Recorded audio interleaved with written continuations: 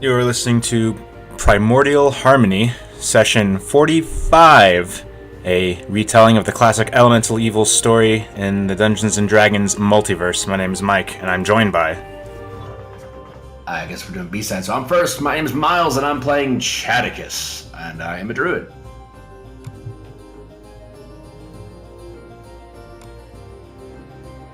I think it's you, Nix. Oh, yes, because Kitties isn't here.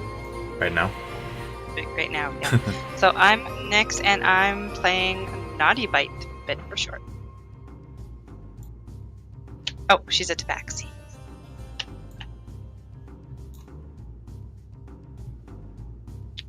So now you go. I'm playing Snow, the Elven Tempest Cleric. And I play Ignacio Ricardo Fermenta, the handsome young rogue of a sorcerer. Who likes to use rouge elements, you might say. Alright. Let's see. So when we last left the Excavators, going over our last session, the warbling mass of elemental energies maliciously assaulted our heroes. Oops. But they grit their teeth, and despite their disadvantages, destroyed the thing, a final bolt from Hum's crossbow neutralizing it. As they collect themselves, however, residual energy from the Chaos Elemental coalesced and streamed into the bodies of the dead cultists the party had just dispatched prior. They reanimated and spoke to deliver a warning that they were everywhere, and the land would become a gate for something. After this, the cultists were nothing more than rigid, lifeless husks, and Zachriel noticed his symptoms begin to fade. Exhausted, the party trudged back to the city proper and returned to their homes for a well-earned night's rest. The next morning, we would see Tadias show off his newfound item-reading ability to Katie Kulger, while Illyria checked in with solid strides. And Hum and Delia hung out had a morning powwow at Twiddles and Fiddles. At Zachriel's home, despite Zihara recovering from her illness, Floriana was deeply troubled. After hearing about what they had found in the woods, and the cults all around Corit Dom, heavy on her mind, in a flood of emotion, she petitioned Zachriel to continue working with his friends to eliminate these threats while she stayed and cared for Zihara. After some healthy, marital discussion, the conversation was put aside for cooler heads.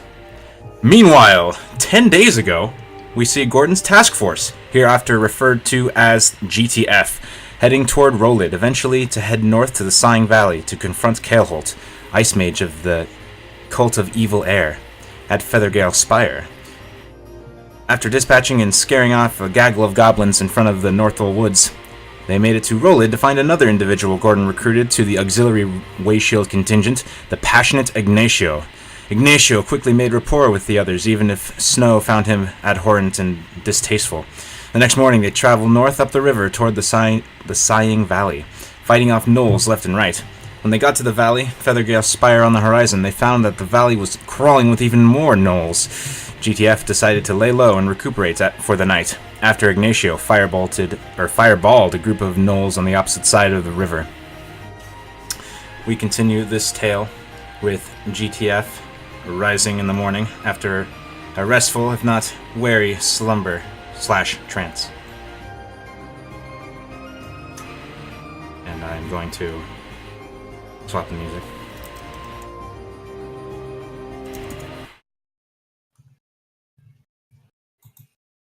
And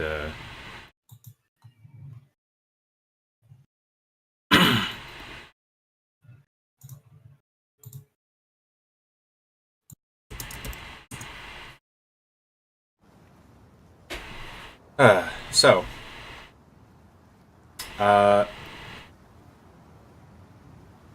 we're going to continue with our montage storytelling.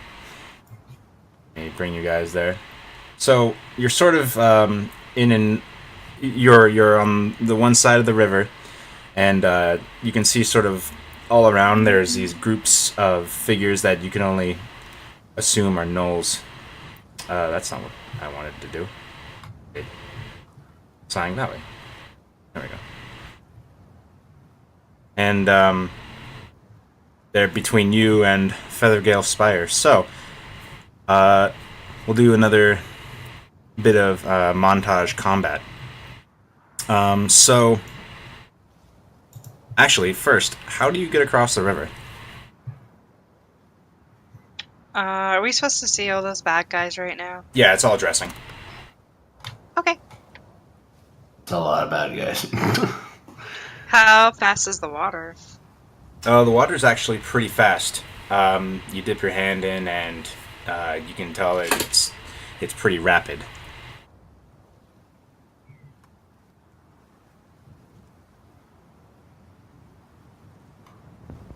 Oh, by the way, what happened to the platform that Dimitri gave you guys?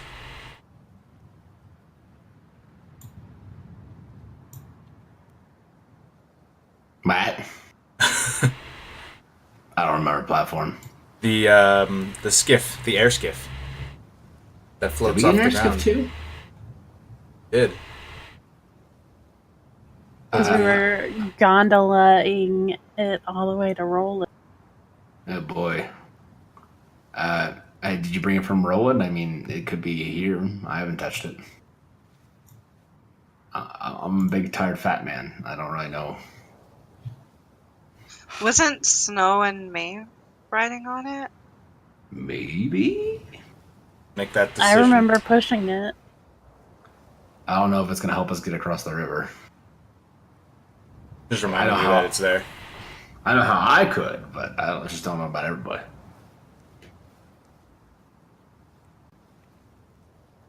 Well, I mean, you would have known about the river before you went to bed. I don't know if that helps or not.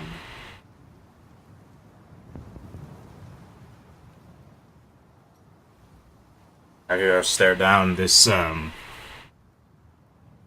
relatively quick river. They can tell it's...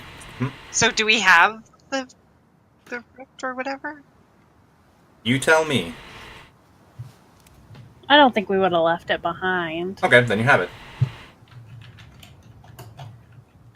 I'm guessing we'd use that to go across.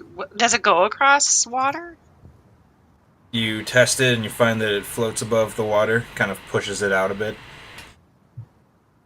Is it like Splashes white, it. Is it like whitewater raft down with it? Say that one more time. Does it like whitewater raft down with it, or does it stay in position when we hold it? It seems to be a little harder to control because of, for some reason, the interaction with the water is causing it to be a little harder to control. How wide? How far across is it? I'm going to assume that it's relatively to scale, so about 300 feet. Well, Okay. what It's I got can an idea. do is, if everyone's cool with a little bit of waiting, we might be able to save us some goblin trouble. So Chadicus is going to try to pull out his gear and start messing with some incense and a little piece of cork. And I believe I can get everyone with this. I'm going to use a water walk. It affects up to 6 creatures. You sure can. Yay, 6 creatures. Rituals are fun. And then once I have it, I'm going to delicately like put a toe on top of the water and kind of see if it supports my weight. Waiting for like the crunching noise or the splash noise, but I just kind of... Well, that is... Interesting. Ooh, that's quite enjoyable. Look at this. And I start walking around in a circle in the water. Well, go on, try it yourself. A cat walking on water? No. I cast it on all of us. If you try to walk yourself, you will actually do as I do. Okay, she's gonna test the waters. Snow will as well. How noticeable do you want that to be, Justin? Oh, it's very flashy. So everyone sees a... or hears and sees a gout of flame surround Ignacio for a moment. That's a good idea. I kind of like just wave my hand and just there's a slight, like very subtle shimmer. Okay. Noise So not as fiery. as after that whole flashy bit, you see across the river a group of gnolls approach, and they kind of notice you, and they kind of seem to be staring at you. One of them chucks a javelin, but it doesn't. It's nowhere near. Actually, what's the long range for a javelin? I think it's 60. 120. Is it 120? Round. 120. Yeah. Okay. So he chucks a javelin, but it just poops into the water harmlessly, and you can just barely hear their kind of like hyena-like laughter with the rushing water and the winds. So perhaps we should walk northward instead of fighting every single hyena in the way?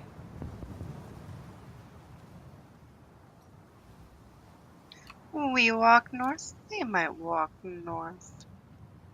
How far away are they? 300 feet, because the river is about 300 feet. Okay. Can you key water walk for me?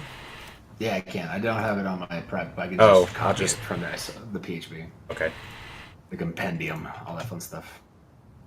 Here, I'll just copy paste. Thank you. There you go. Almost solid ground. Huh. What if the surface that you're walking on is moving?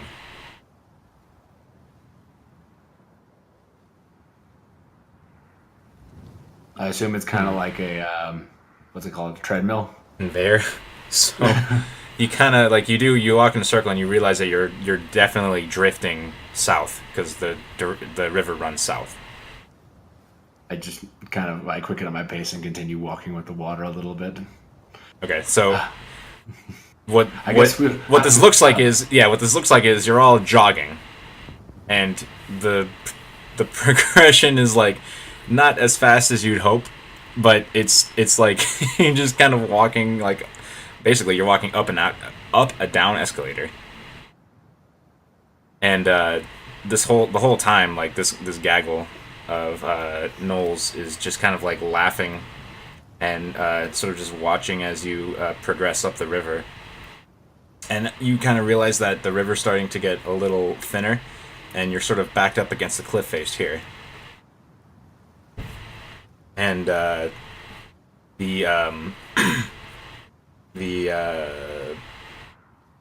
javelins start coming, and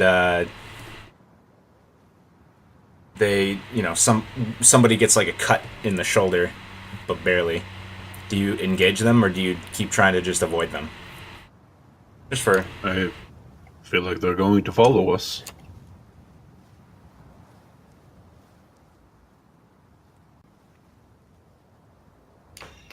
Alright, the one that threw the javelin that hit someone, I'm a scorching ray at. I think it's in range too. Yeah. Okay. So I have a range of 240 feet. yeah. So you blast this thing and you cook it, and the other ones kind of laugh at it and don't seem to pay that much mind. And a few more javelins come your direction. So, just again, we're not gonna. This is the B-sides storytelling. So, what do you guys do about it? It's in your hands. We should probably take care of them.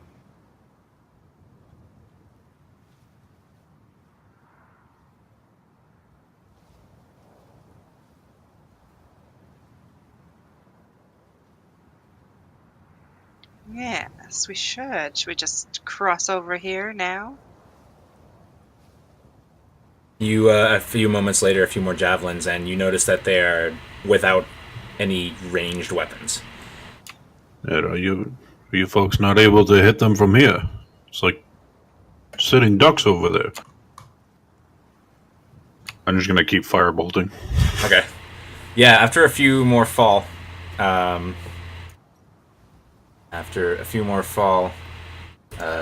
there's only like 2 left. Is anyone else joining Ignacio in this fire?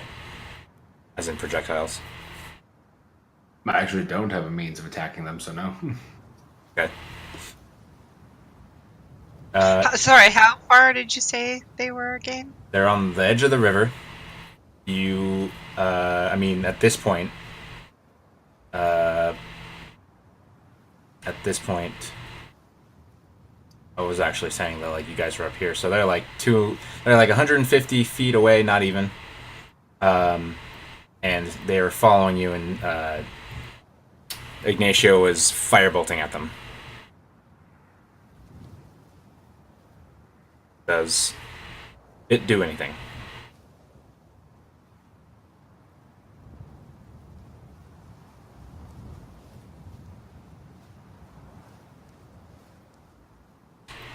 It doesn't have anything. Are you sure?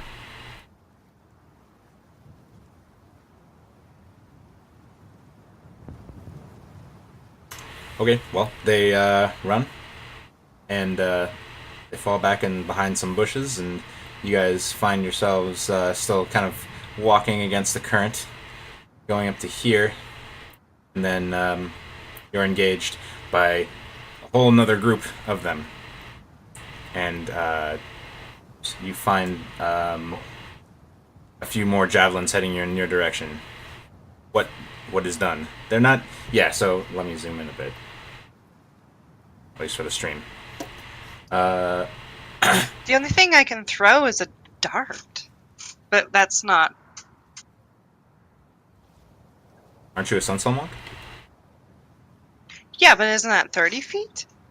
I mean, you run fast up to 30 feet, but from them you launch a barrage of sunbolts, and then you run back. So, classic monk fighting style. But that's ranged. I have it ranged for 30 feet. Yes. I don't understand. Snow will join Bet in engaging with them. Okay, so give me Trudge over. a few highlights. She's gonna wallop them with ice. Maybe use a couple of inflict wounds. Show off a little bit. So she's got two flanking her. She decapitates one, freezing its neck, so there's no blood flow. It falls to the ground as one tries to sneak up behind her, and she sticks her hand behind her and just cooks his body with inflict wounds. Perfect. Yeah. What's Chaticus do? Well, let's bust out a wild shape. At this level, I should be able to turn into a crocodile. So I'm just gonna kind of just get giant, green, and scaly, jump into the water, and just kind of bubble my way towards the shoreline and just grab one of them like a wildebeest and bring it out of the water. Yeah. So one is like a wildebeest. One is winding up to try to strike in at Maeve, who's engaged, and Chaticus just and just grabs it, drags it into the water, drowns it. Perfect. Give me a highlight for Ignacio. I think he is disgusted by this slightly overweight crocodile. Slightly. This pleasantly plump crocodile.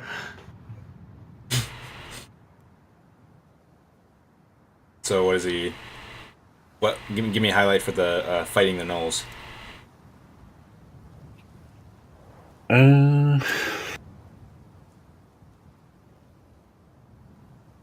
Yeah, I mean, he's just going to continually fire bolts. All right. Not really interested in getting close to them. So after a little bit, eventually, there's like one more who. Well, there's no more. I've made a decision. There's no more. You end up going through this little. There's no more snow either. Did I delete snow? There you go.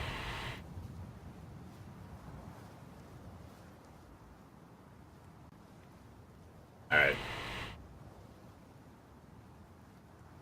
Cool. So, underneath this rock formation that the river has cut through, the walls are echoing the sounds of the river. And you understand the reason this place is called the Sighing Valley, as there's this sort of woeful that goes through the rock ever so often as you're jogging through it.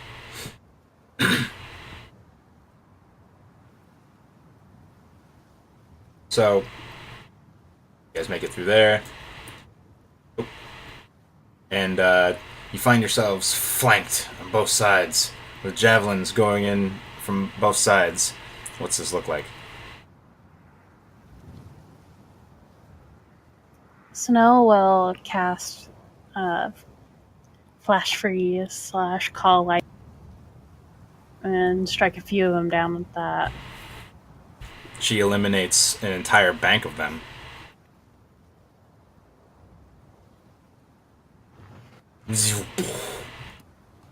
Zap zap of cold energy. These lightning, or what does flash freeze look like? I imagine that it's just like the effect is still the same with like the clouds swirling overhead, but instead of lightning coming down, it's just giant icicles. Nice. Okay. How does the other side get taken care of?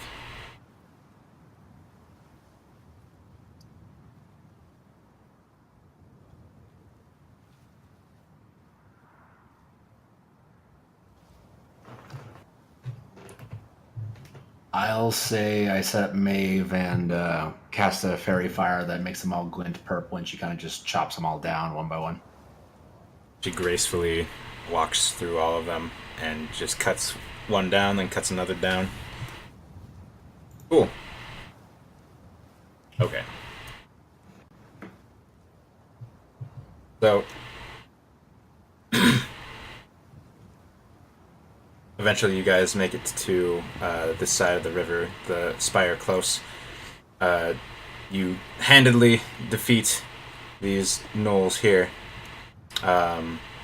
And with fire and sword and other, with booming blade, perhaps. Maybe Chadicus hits one with the booming blade. As it's distracted, he runs to the side, and the creature tries to pursue, but then its head just cusses and it crumples. Alright.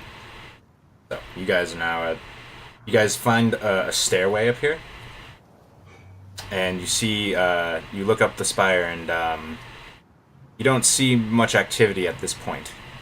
What do you do?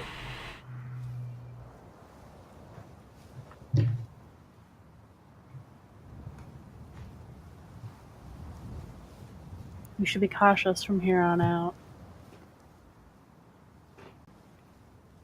Because the cliff will lead to certain death if we fall off of it, or because we expect more gnolls? 6 of one, half a dozen of the other. Fair enough.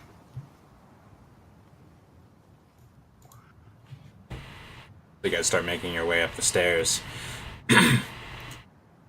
And,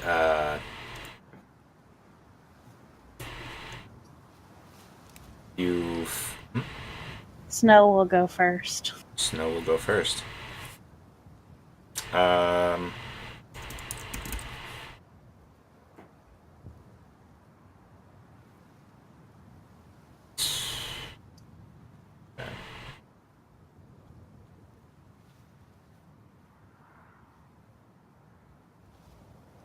So just to remind you what this looks like, the spire rises from a pillar of rock high into the air, the tallest point for miles, which is why you saw it from where you did. It's built from a white limestone and embellished in marble. The spire resembles a gleaming sword pierces the sky. The gatehouse faces the opposite cliff, which you are on now. Its drawbridge, the only apparent point of entry, tall, wide windows encompass the bottom level of the tower, absent only upon the gatehouse side. A circle of open stalls ring the tower's foundation, where it meets the rock. Above each stall, the sculpture of a hippogriff in flight leaps from the tower's base. So let me bring you to the actual page. So you guys make your way up, and you see that the drawbridge is actually down, and you see an oaken door ahead of you.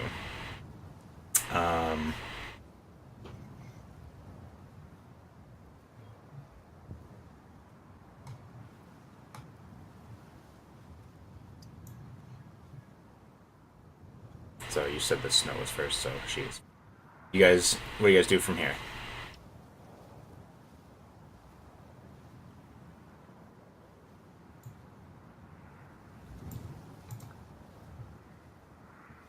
So perhaps we should knock? It's generally what you do when you come upon doors of people you don't know.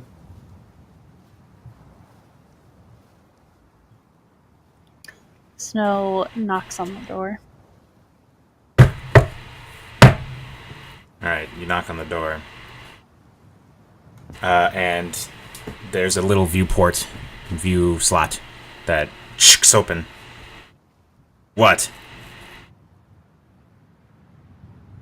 You see a man's eyes behind the view slot.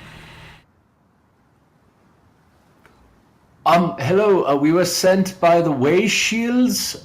Gordon sent us. He closes the viewport.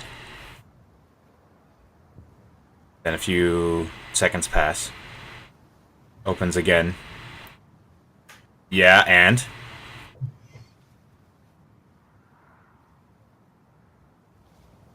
I mean, we're here to make sure that everything's all right. We saw a frightful character coming this way.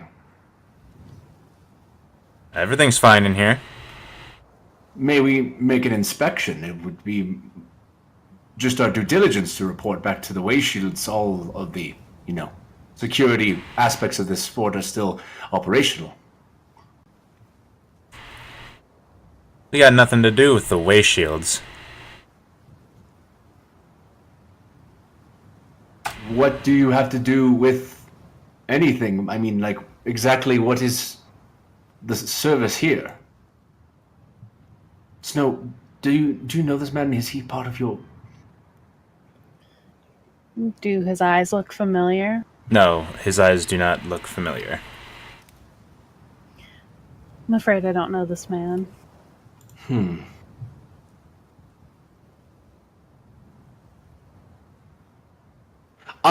Good sir, would you mind at any chance giving us a better look at your face and giving a name and title and rank? He says, he says,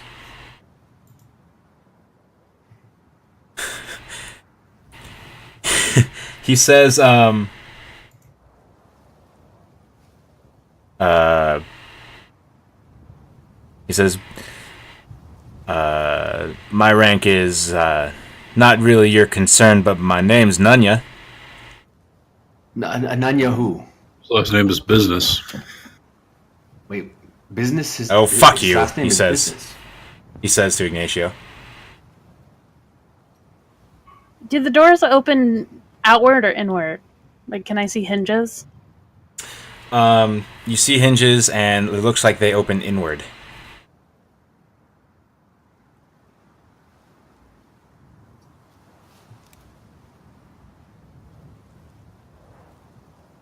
And the door made of wood?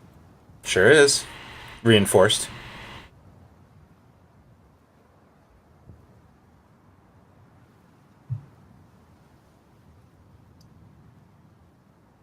Ignacio, perhaps this door would be better suited to your abilities.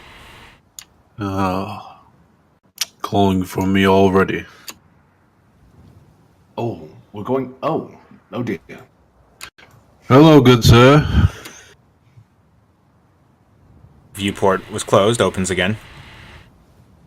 Look, do you know Sorry anybody... for ruining your joke there. He says, look, do you know anybody from here or not? Listen, we're but weary travelers with a lot of coin that have been injured on the road. Would like a place to stay. Perhaps we could have it in your pockets? Did you say heavy your pockets?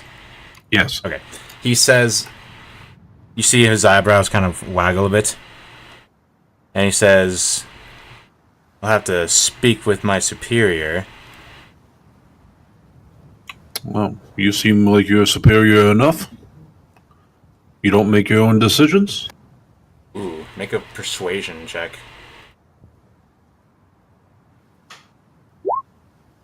Oof. Oof. He says, well, he says, he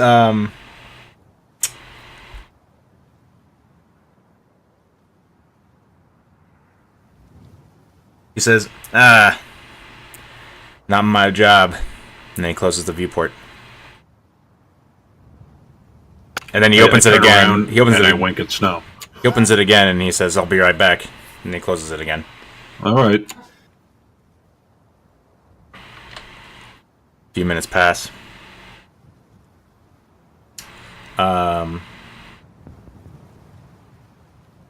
He comes back, and there's a different pair of eyes that look in the door, or look through the viewport. And they say, "What was this I heard about needing an inn or something?" Yes, we were ravaged by gnolls on the way here, and we need a place to rest and recuperate. We are willing to pay. My friend over there, you see all that, what you would assume is lard? It's actually where he keeps his coin. Roll for deception check. That doesn't seem a convincing lie, does it? As I say to him. Hide, yeah. It's pretty rude of your friend, but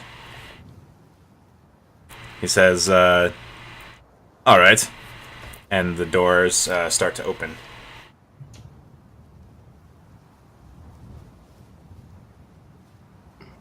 Were those code words of some sort? Like secret talk and to, like, authenticate each other's rank and position? Oh, wait a minute. I think he just bribed them. Ooh, that's not good. We shouldn't have done that. Okay. I sent Chatikas a message. I don't intend to pay. So inside you see a couple of dudes that look very familiar. That look like have the same similar armor as the ones you fought in that weird earth moat. Ignacio doesn't. Hello there, people I don't know. Yeah, it doesn't look familiar to Ignacio, but to everyone else. And you see a man wearing a weird sort of leathery cloak, and he's got that hat with the weird spiky flat thing on the back. Ooh, I like that cloak. Who's your tailor? He looks down, he looks back up, and he says, I'm not sure. These are standard. Why don't you come on in? Sure. And then he looks over at... Okay, so let me use the pointer for this. So this guy looks over at this guy, and he kind of nods at him. And... Whoa, that's weird. Well, that won't matter. This one starts to go through here and goes through the door. What do you guys do? So you said they're standard. Are you in some sort of club or something? Or is this like a guard uniform? He says, "Oh yeah, you could say that. We're in." He says, "Oh, this is the," and then the DM checks up something. Gave them a bullshit name before.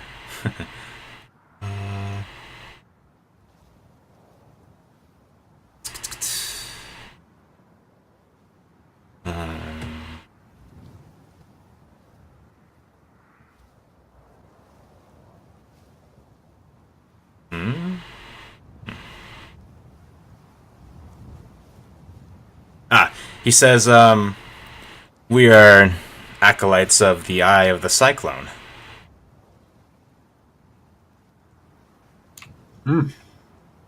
Interesting. When that one left the room, did we hear a lock at all on that door? Roll a perception check.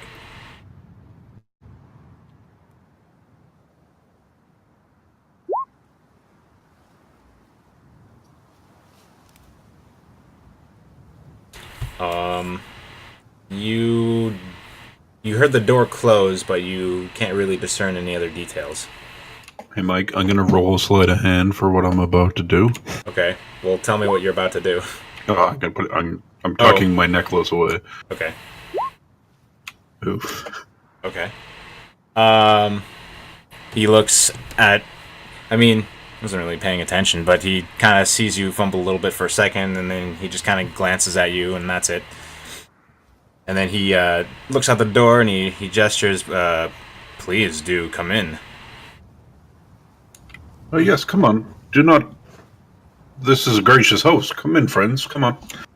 Maeve's got this sort of untrusting look on her face. I look over to Come on, the eye of the cyclone, Chatticus. You should be right up your alley. Well, that's the problem. There was no report about some sort of church or religious grouping being here. Well, what did you hear? He says to you. There was something about this being a defensive position. You know, the militia having ties down here. There was a not refugee. What would you call him? A scandalous man who was doing horrible things to people, a cultist of some sort, and he was coming this way, and we were trying to find him. He kind of tenses a little bit. Oh? What was his name? I'm sure you know him. His name is Kale Holt. No, you can't just come into someone's home and assume they know who you're looking for. I can. He tenses up a bit, and he says, and you see like his hand kind of go to his side, and he says, Kelholt's not here right now. Splendid. So you do know Snow. We'll just wait here for his return. Right, you do that, and he starts walking, and then he looks. Whoa! Where are you going? You are you showing us to our rooms, or? I sure am. Follow me. You heard the man, Snow.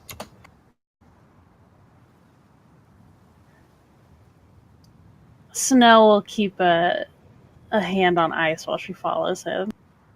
All right. So I'm going to do a quick loading screen buffer.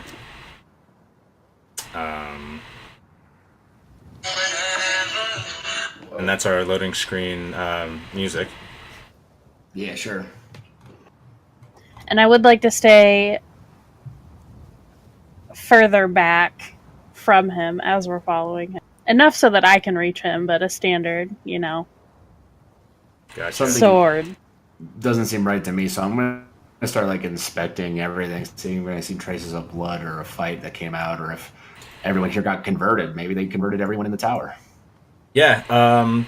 So you don't see any signs of violence as so he leads you into a small room that's kind of like a spiral staircase. He leads you up, and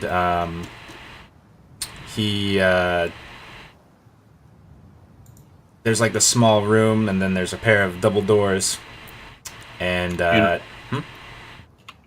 Ignacio would probably just say, look, there's something to be said about a man that builds such a large tower in an empty valley. He, I don't know what he'd say to that. He says, it's quite impressive, right? Overcompensation is what I would say.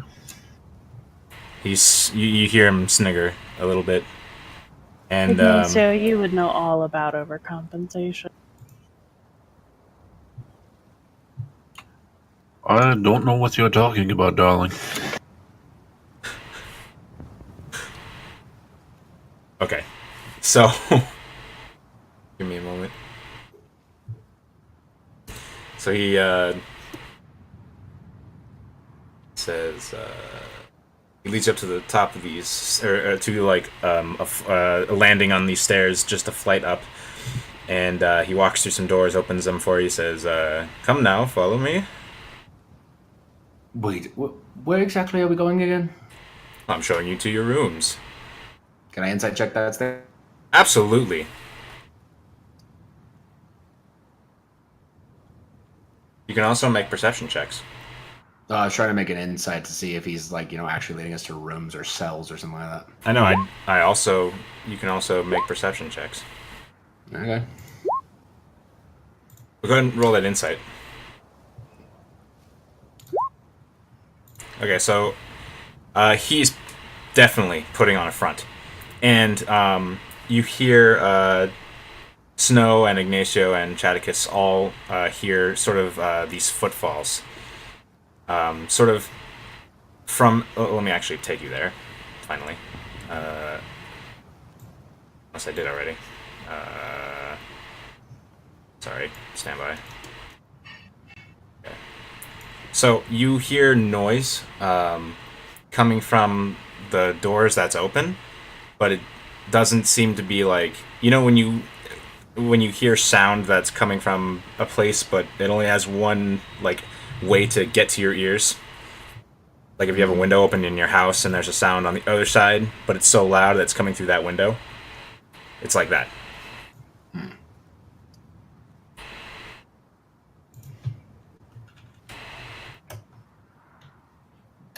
He says, this way.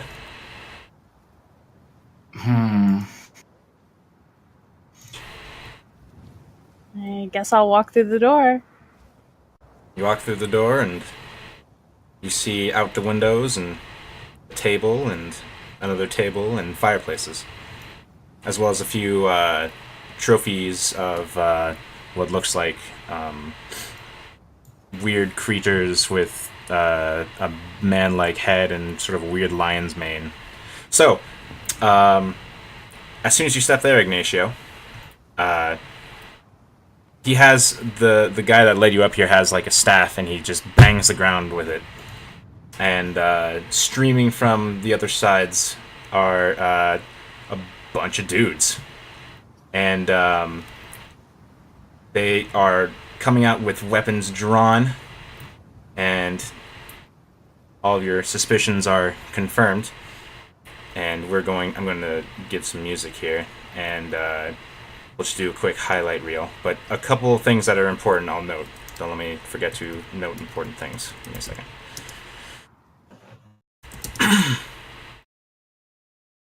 Actually, no, we're gonna highlight reel this because we have stuff to do. Okay, sorry.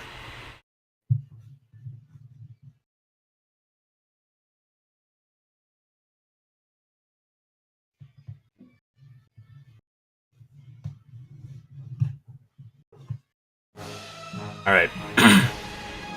So these guys come out and attack. So Snow, immediately to your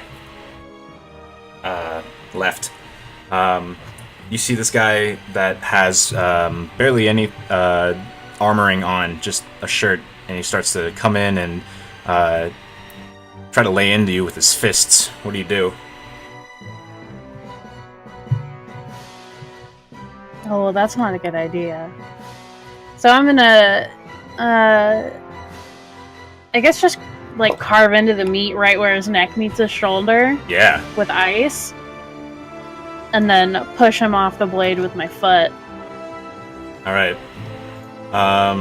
Ignacio, what's your first reaction when these guys start barreling toward you? Knives as they come around the corner, burning hands. All right. And I'm also going to hit this guy with my Heart of Fire. Nice. Ugh. All right. So, Chaticus, what do you do when you start hearing this chaos? I'm gonna immediately look at whoever looks the most threatening and just ignite their armor. Is their armor leather or is it? It's all leathers.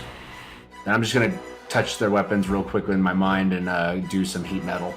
Okay, See if so I can drop some stuff. yeah, this guy over here, he's got a long sword, and you heat it up, really hot. Ah! Drops it. Ting, ting, ting, ting. Maeve comes out and starts to carve into the guy that led you up here. Bit, what does Bit do? She just comes in, does her little judo flip chop chop. Judo flip, chop, chop. Okay. So these guys starting to look a little wary, but nonetheless they sort of reposition themselves and try another assault. Snow, as this guy slumps down from your blade, this individual comes around who looks a little weak-kneed. You look him in the eye and you recognize immediately one prior member of your parish, and you know his name to be Yisak. Let me put it in the chat. Yisak? Sack. Let me put it in the chat. And he locks eyes with you, and Yisak. Oriel will forgive you. Yeah, as soon as he sees you and as soon as you start to say that, he says, "Snow! Ariel's squalls are merciful!" He gets on his knees. And meanwhile, this one says, "You weak piece of shit," kicks him in the ribs as he's running towards Snow. Oh, that guy's getting decapitated. Yeah. You lop off his head, and it sort of slams on the table from the force. This guy that's like super burned, sort of is all up in your face, Ignacio. And he's got his longsword and he's trying to take a swipe at you. What do you do?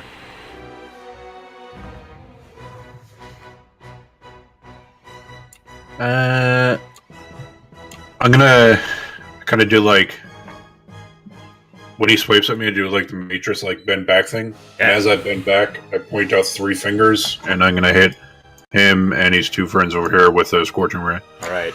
It just blasts through their chests and necks, and they slump over, sizzling. Atticus, any other actions you want to take? When she decapitates that one, I'm gonna use my reaction to just fling a bunch of spores into his body and actually turn his headless body into a zombie immediately that rushes over and begins slamming this one. All right.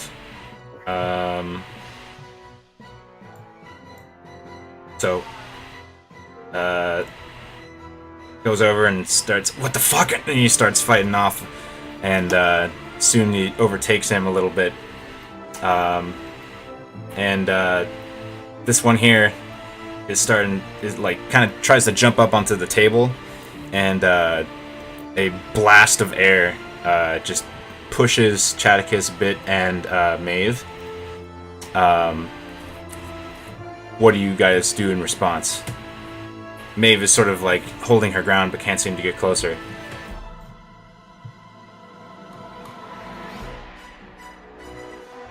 How do you end the fight?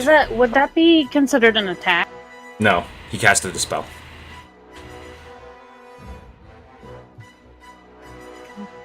But I mean, what do you do in response? Because, freeform. I probably would have just brought ice around and gotten right into his head. Okay. But your senses tell you that Snow is coming around and you duck, and she cuts into this garbed, priestly-looking a-hole and lays into him, and he falls onto the table, spilling blood all over it.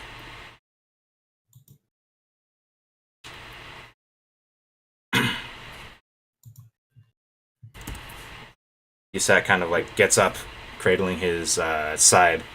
He looks up at Snow. I'll go up to him. Oriel has forgiven you, Yisak. And I'll put my hands on his head and say a prayer over him. He says, "What? Thank you, Snow. What are you doing here?" I'm here to take care of Kaleholt. He says, his expression kind of grows a little. Looks like he's got some unfortunate news, and he says, "Kaleholt went south. He said something about a temple that he was going to tell Arisi that he quit. I don't think he's with us anymore, or them." Who is Orisi? He says, sorry, I have it here.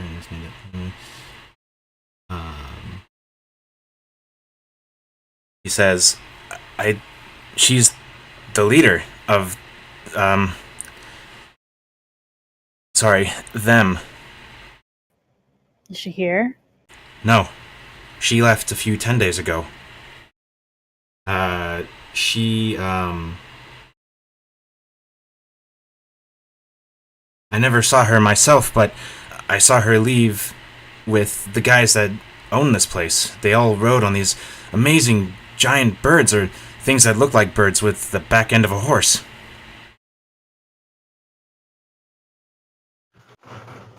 You see. How long has the cult had the tower? He says, I'm not entirely sure. He looks like he thinks for a moment, and he says, at least a month, maybe a month and a 10-day. You think word would have gotten to Gordon by then?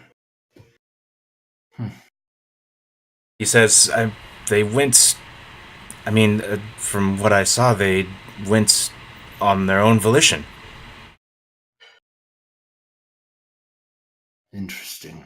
And you hear a sound of a sword sinking into flesh, and the cultist that you had sicked your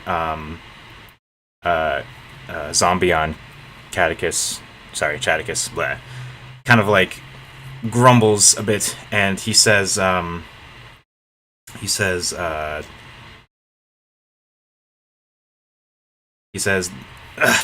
Sky Knights are with us now. And he starts to get up. Do we need him?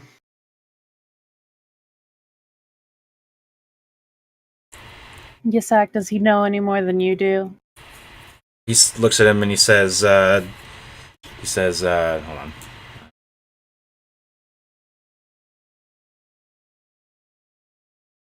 Oh, Evan? No. He came here after me. We'll begin to meet your maker, as I kind of wave my hand and his face kind of just slowly eats away. And he kind of collapses. He says, there's more too. If you're after Kaleholt,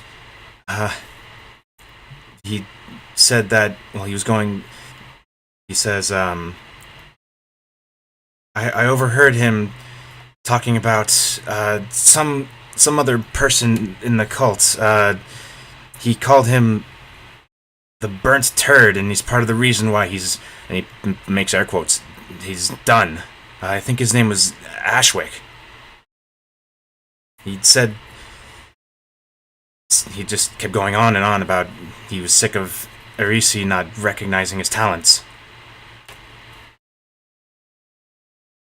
Burnt turd. He shrugs.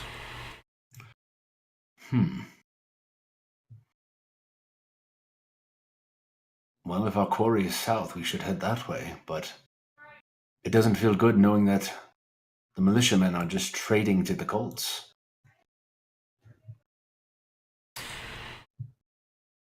Out of character, where did he get that idea? I don't know. Okay.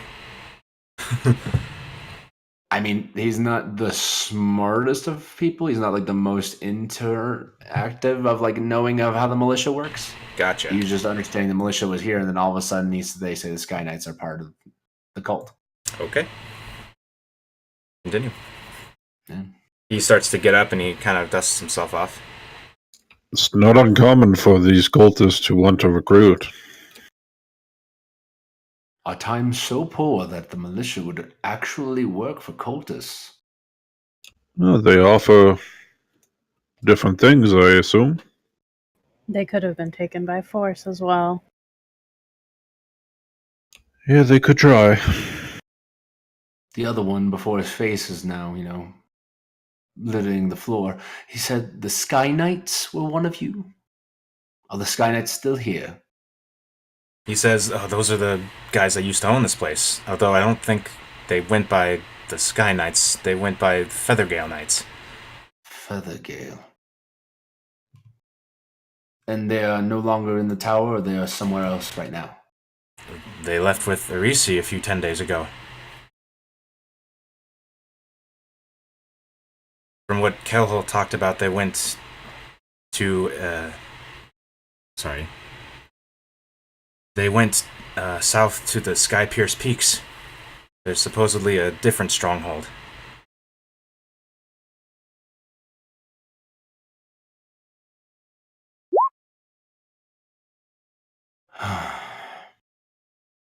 Gordon did warn us of cult activities. I wonder if he thought it would be so... Prevalent. So, for Ignacio, when you search the bodies, you don't find much of note, except for some gold and the air cult symbol, which I'll put up here. It's for somewhere on their person. All right. And let me roll for gold. The gold roll. The gold roll. All between them, you find 13 gold worth of connage.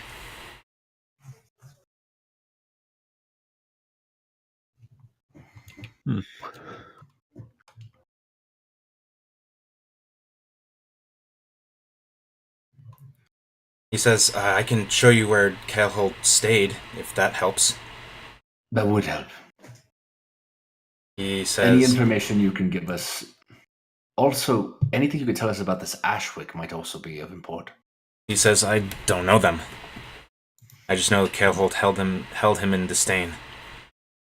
And he says, it's upstairs. Well, anyone that Kelholt doesn't believe in might be an ally. So he leads you guys up the stairs, and we're pretty much done with enemies, so I'm just going to drag you.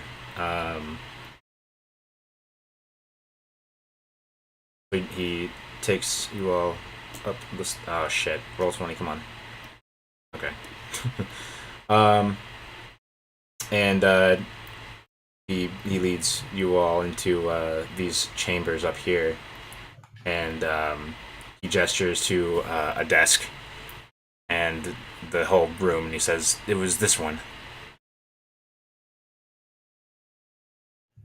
What do I find as I kind of like search over the desk? So you see, you see parchment and an inkwell and a pen, and you see a few random items here and there, and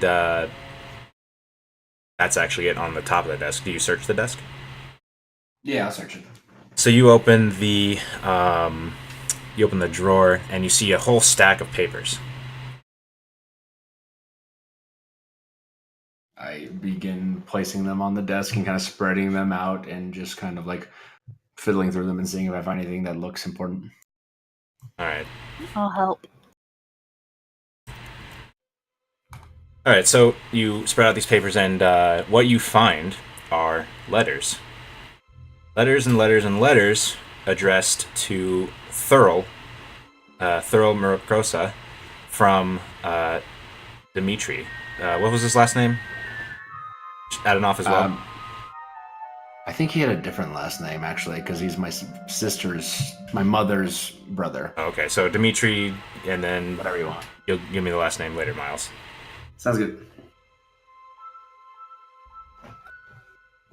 Lots of, and they're sort of in an order too, and they're in a chronological order because they're dated. And you find that the letters get to be more and more like, "Hey, where are you? Are you well? Send word." And it gets a little bit more concerned, and then the last letter is dated just a couple of days ago. Actually, a 10-day ago. I will stash a couple of the more recent letters kind of in my bag so I can bring it back to Gordon. Alright.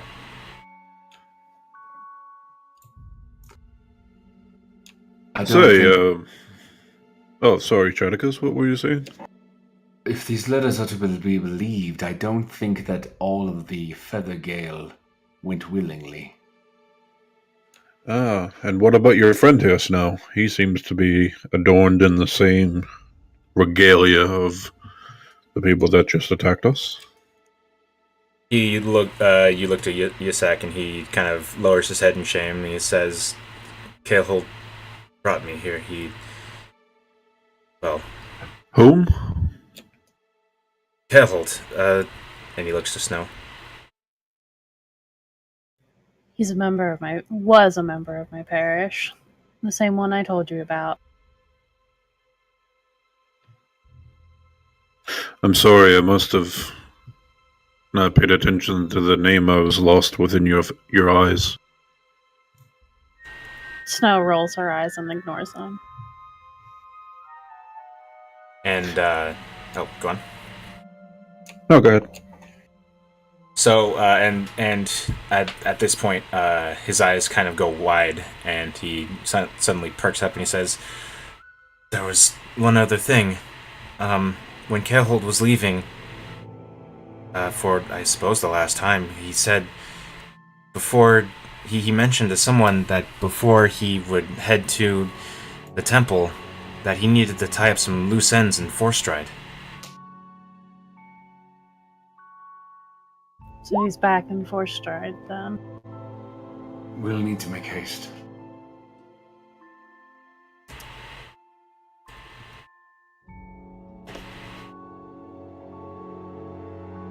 He says, "I can be ready to leave in a minute."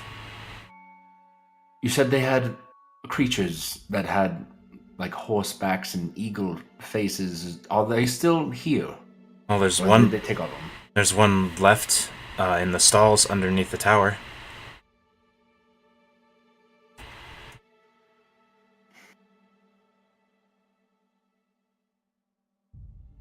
Will it let anyone ride it?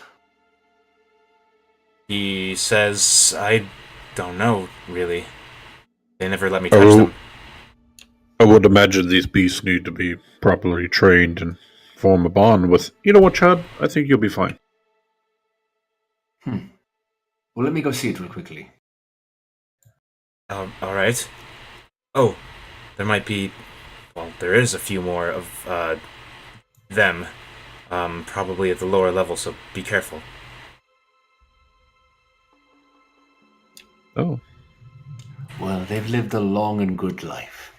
So he leads you down, kind of... Or he doesn't lead you, he just kind of, like, gestures, kind of staying in the back, and, indeed, you do, fight off another group of them. Not as flashy as before, but, let me actually... Oops. Come on. Let me actually take you there. Oh boy, okay. Stand by.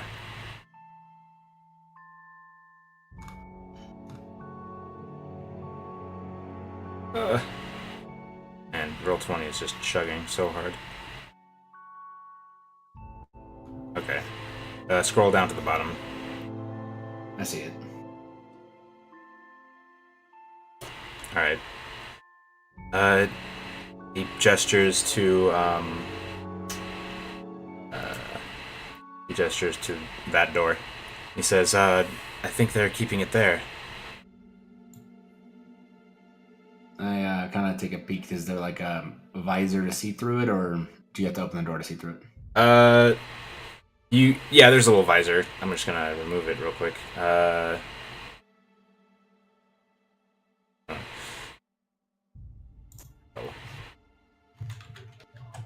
And you see this giant vulture kind of just nipping at the ground. He meets your eyes and goes, "Wah!"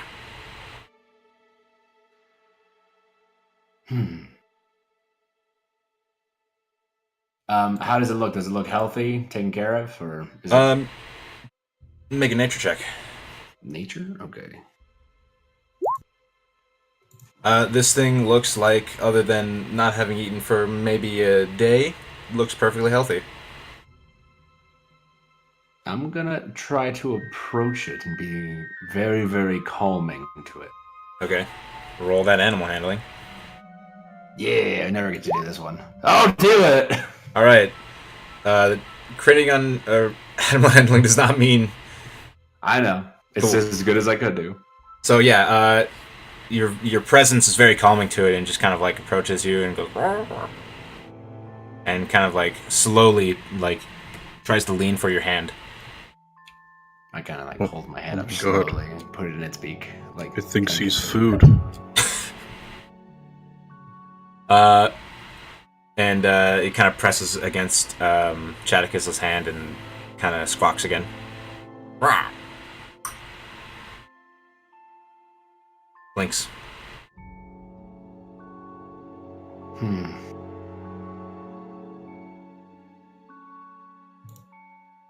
I don't want to leave this here for the Feathergale to use if they're no longer fighting for the militia. Either we free it or we bring it along. Oh, we could have dinner. I feel like predators like such might not be the most nutritious offer, but if you would like to. I can always produce some berries if you're hungry.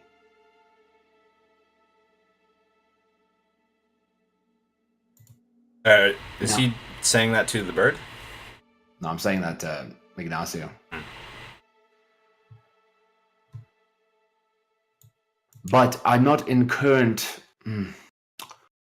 mindset to do so, but I could speak with this animal perhaps after a rest. Oh, okay. Well, you seem to be the authority on animals and trees and such, so I will leave it in your capable hands and wisdom, and I will avert my Chadicus. gaze to someone else. Yes, I believe we're on a bit of a time limit, so maybe we just free it and let's be gone. Well, despite what your health bars say, you're actually a little hurt from all the gnolls and the cultists you've slayed. Just to keep it in perspective. leaving today won't be advantageous. We'll have to slog our way through all the knolls on the way back as well. Now, I can produce only so many eagles for you to fly over that crevassin.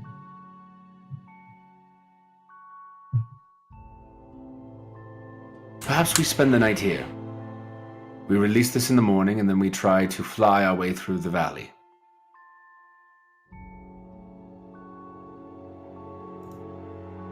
I see. Is there any like food for it anywhere that we see? Oh, you didn't see the bodies that we created upstairs. I'll just walk them down to it. And indeed, it does take kindly to the corpses. Yeah. As- Scavengers. It is a vulture. And it begins to, peck and do the nasty bird eat. Chadicus, you better not have named it by now. What? Otherwise, you won't let it go. You have a frightening belief that I, in any way or shape or form, think that the death of this bird is going to be on my conscience. Circle.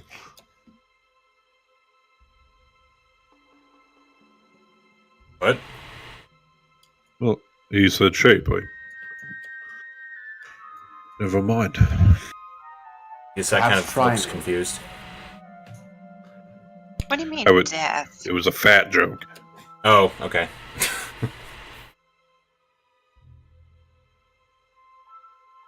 Got You're it. letting it go, aren't you? Yes, but if we rest here in the morning, I can speak with it, and hopefully it'll give me some information. Perhaps it would be even worth helping us if we could promise it more food and freedom from its coop. Ah, I see. Utility is all I seek here.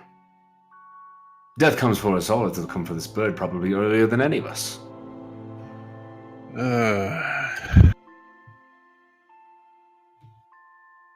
You know, there are those who are powerful enough to stay the course of death. Through some means. However, righteous forces usually strike down such a position to affronts to nature. It's just a matter of time. I'm all about striking down nature, you know. Fire. Perhaps nature will be all about life. striking you down as well. But we should really rest. You see, I just help your nature start anew by scorching it, and then it can regrow. You see, nature has its own method of scorching itself. Perhaps we don't need your help. Chadicus has a point there. Well, someone has to melt your ice shards.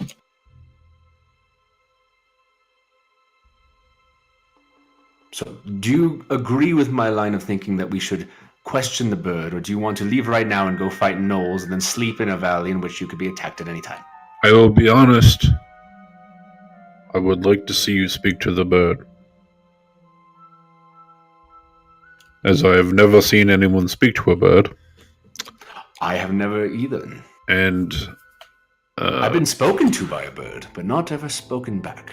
This place is quite comfortable. It's got a beautiful fireplace if someone would like to join me up there for a drink.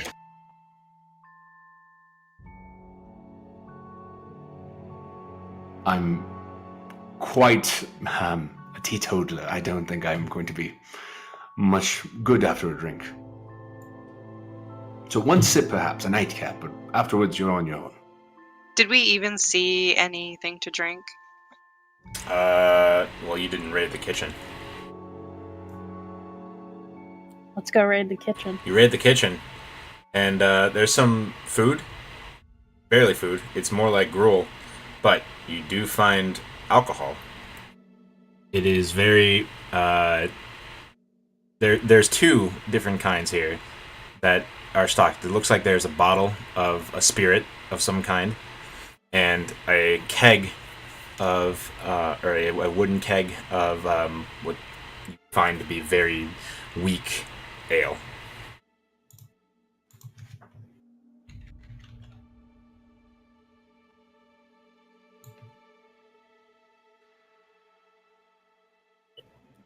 We should rest here for tonight.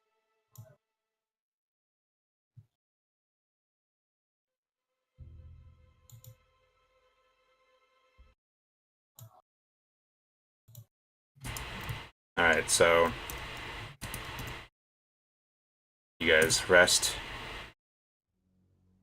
You guys want to play out any more scenes? If Inoxia is by the fire, I'm gonna try to play a prank on him. I'm gonna pretend I trip into the fire. I'm gonna cast gaseous form and just kind of up the chimney. Okay, Ignacio, you're by the fire having a drink, and play it out.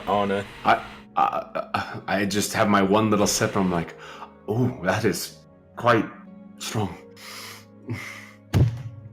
You don't seem even slightly perturbed by that drink. I do a lot of drinking. How much drinking do you do? I don't do, and I fall down, and I just try to cast a spell at the same time, very quietly and quickly.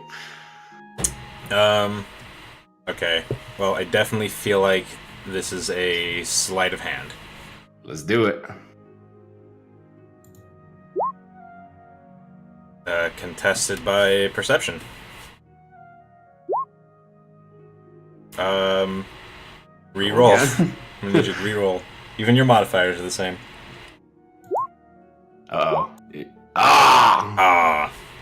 Well, I mean, you cast a spell, so... Yep, and then I just kind of poof and fly upwards through the chimney.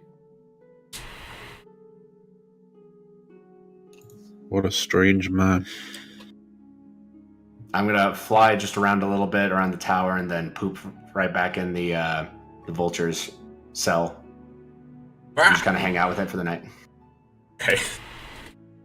Just me and like the 5 dead bodies that I've like animated and walked down here to be fed on. Maeve spends some time at the top of the tower. Were you gonna say something, Bit? So Chaticus is going to reek in the morning. I mean, probably.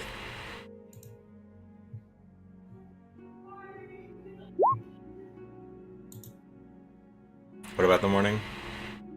Desmond? Okay, Oh, probably I would see. have been better if I Jesus. said it. It would have been. Okay, I get it now. So, anybody else want to play out a small scene, or I'm gonna move on? Okay. So, morning comes. It is the 6th of Kythorn. What's the scene look like? Alright, I focused on my spells over the night and changed a few things around.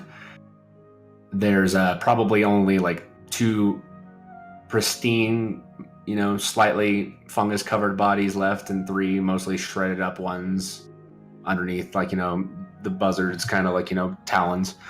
And I'm going to walk up and cast Speak with Animals. All right. So this button. It's not going to be too helpful in the last day, but either way. All right. So you approach the giant vulture. What do you do?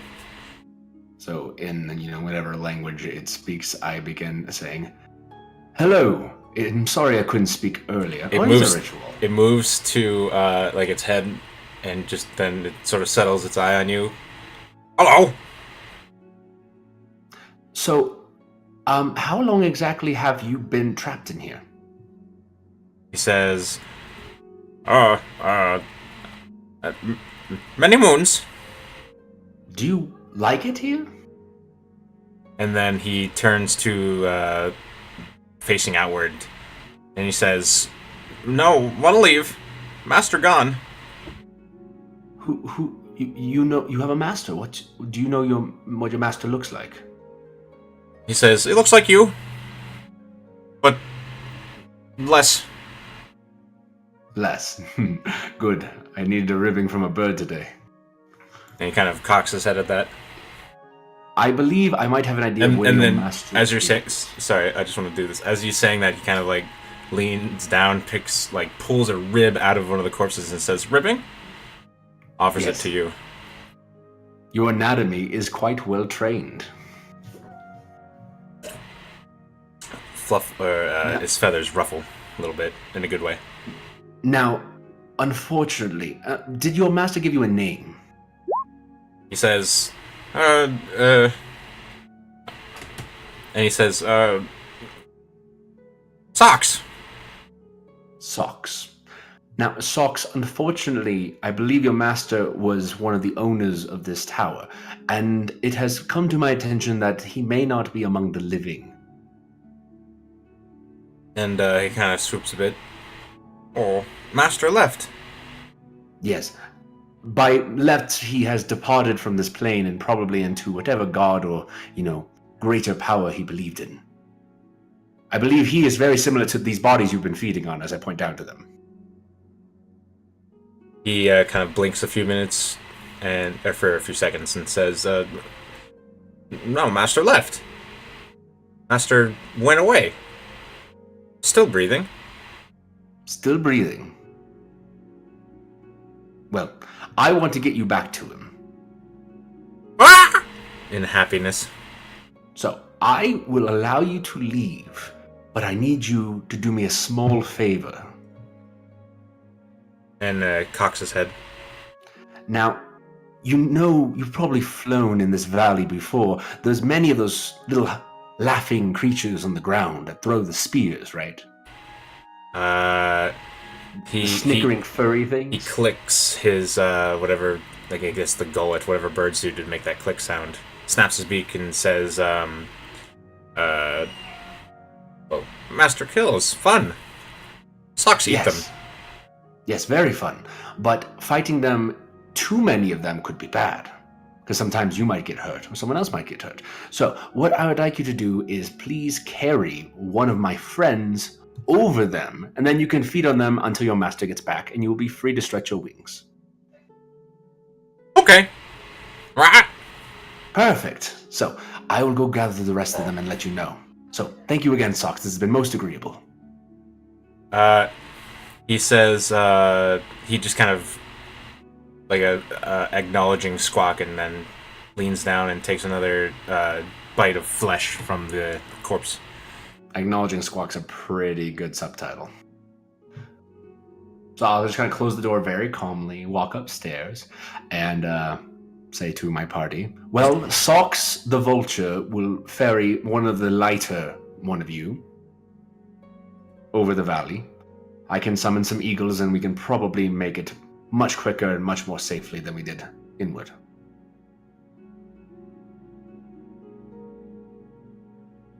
Jadicus, that's very helpful. Thank you. Yes, unfortunately, I don't believe the conjure animals will get us all the way, but perhaps I could resummon them a few times and get us a little bit more distance. We need to get to Forstride as fast as possible and report this. Well, I imagine the lightest of us is probably Bit. How lanky is Bit? Pardon me? How lanky is Bit? I'd say she's fairly lengthy. She's very slender, but she's quite tall as well. I know better not to ask a woman her weight. But I do believe I am not the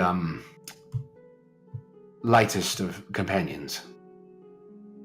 Well, I flew before, so let's fly again. Alright.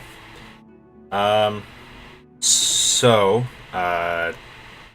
without much else to do, what does this look like from a general sense, Miles?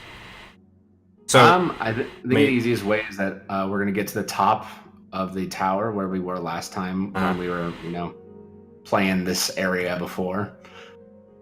I'm going to summon the eagles, and we're going to start flying off, and we're going to see like a little blood splat of some manticore that fell down, a few months back. Yeah, sure. Kind of cruise through the valley as fast as we can, just kind of gliding over any no incursions. The ground's just forever stained. There's a shrine built around it. There's a shrine built around it. Yeah, there's a huge X. Or, I mean, you can carry the skiff with you, like, if you hold on to it. You'd be surprised at how much these eagles can carry. Oh, okay. They strong burps. It kind of like you attach it to its talons and it's kind of dangling in the air, but once you land, it's no worse for wear. Awesome. So, in time, you guys get down and, you might take a couple pot shots at gnolls that are still milling about the valley. But you do manage to get to the other side where the road is. Okay. As we are leaving and getting off of Socks, I quickly, cast the ritual version of Speak with Animals again. I say, thank you again, my friend. It was very amicable, our agreement. He flaps his wings and he says, well, Sock's gonna fly all day. And he takes off. And he leaves behind. There's a small feather that's on the ground that belonged to him. I kind of grab it and put it in my bag. Alright. Well, I can bring out some more birds and we can keep flying, but now the worst is behind us.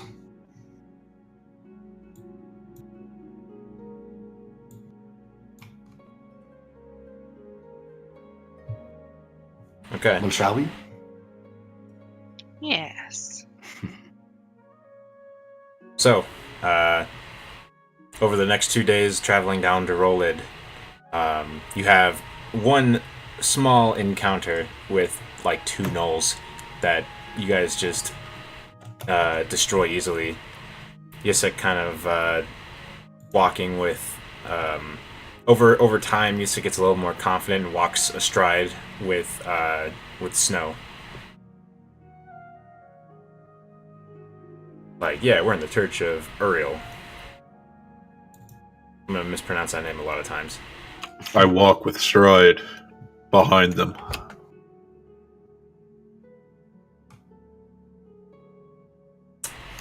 I walk with swag behind them. No. It's a good thing he's behind us. I'd rather not watch that. I'm always behind you. Whoa. Alright, so It's safer back here. it is halfway, so let's take 5 and then we'll come right back.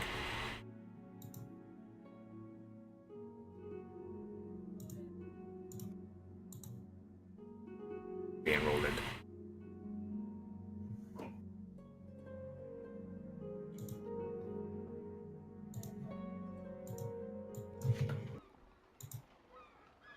We all here? Yes. Nope. So, So, alright. Then, because I always cut out the breaks,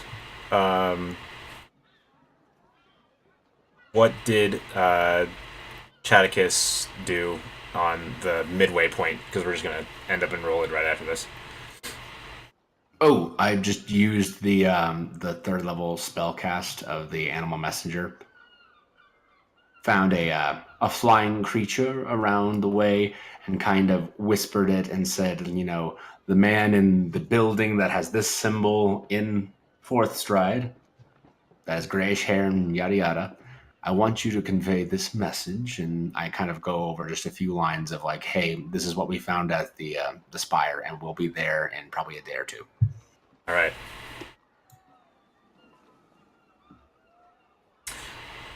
Cool. So I kind of give the bird a little like wing salute and I send it off. tweet.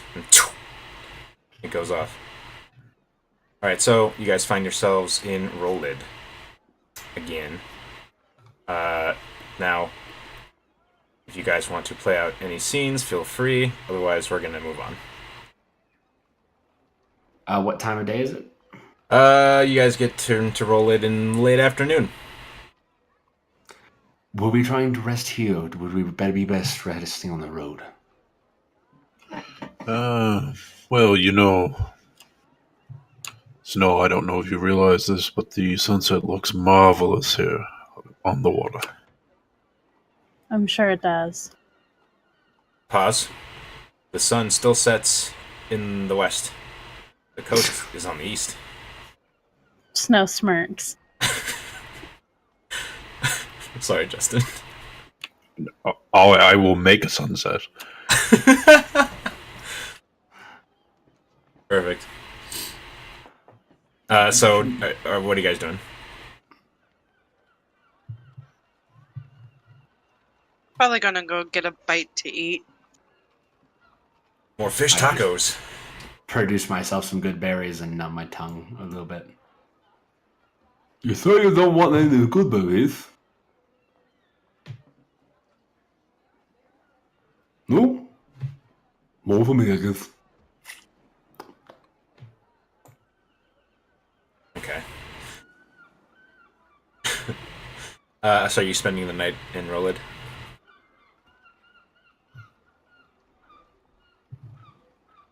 It appears so. Okay. So the night comes and goes in Rollid. Nothing of note seems to happen. People are going about their day or their evening. The taverns are mostly filled with people that are finished with their day and just drinking. I'm going to... I need to mark the calendar. Oh yeah, keep missing the calendar. Okay, cool.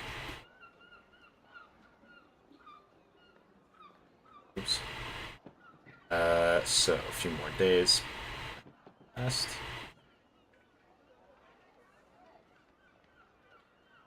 You guys arrived on the 8th, so you guys wake up. It is the 9th of Kythorn. And for reference, we left the Excavators on the 12th of Kythorn.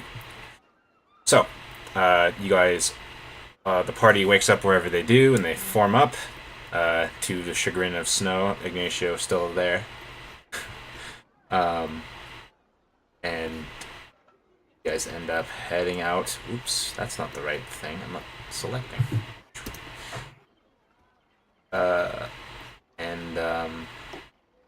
You guys head out onto the Roll Forth Road that leads to Forth Stride. Let's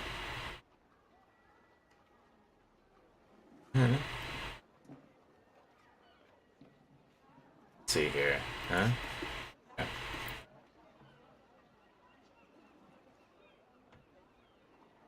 First night comes and you end up, after a whole day of walking, you find your feet are feeling fatigued and the sun is starting to draw close to the horizon.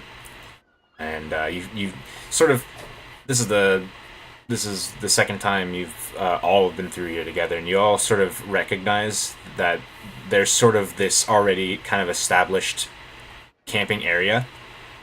And in fact, on your journey, there was a couple of travelers that sort of palled along with you.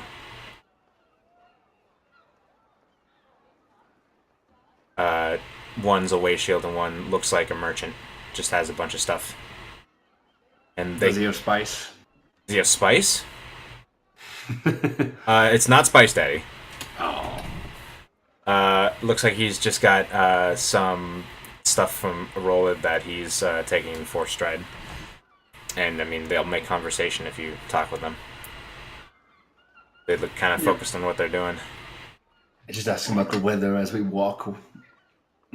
And, Excuse me there, sir. Are you speaking to the merchant or the way shield? Yes, merchant. He turns to you and says, "Oh, what can I do for you?" What goods do you have? He says, "Oh, we got some dried fish. I've got some bait, specially made in Rollid. I mostly sell tackle boxes. Interesting. A lot of. I have a small niche market in Forth Stride for fishermen that like to go on the river." I see. I was hoping you were a wine salesman, but it's an interesting profession you have. He opens his cloak and says, "Do you need a nip?" And he pulls out a flask.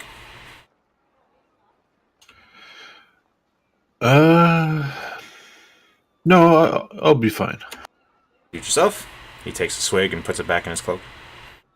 Him and the way shield kind of camp a ways away, just out of sort of courtesy, but they're still within eye shot. And you lay down for the night, and it seems to pass without much incident, except when Maeve is on watch and Snow's tranced, and anyone else is on watch with Maeve, there's this sort of weird flicker. Like, for a second, there's this bright violet light that kind of flashes in, like, the sides of your eyes, but then that's it. There's nothing else. You can call dibs on whoever wants to be on watch at that point, except for Snow. I'm definitely asleep. Okay. I would be awake with my fiery eyes as I cast Dark Vision. You cast Dark Vision and you look around, and you see, you think you see like a flicker in the tree line, but it's there for an instant and then that's it. Maeve, I believe I just saw a lightning bug. She says, her accent. She says, oh, there's no way I can replicate her accent. She just corroborates and says, yeah, I saw it too. I need to change the music. So the morning comes, and, Maeve, you come out of your trance, and ice is gone.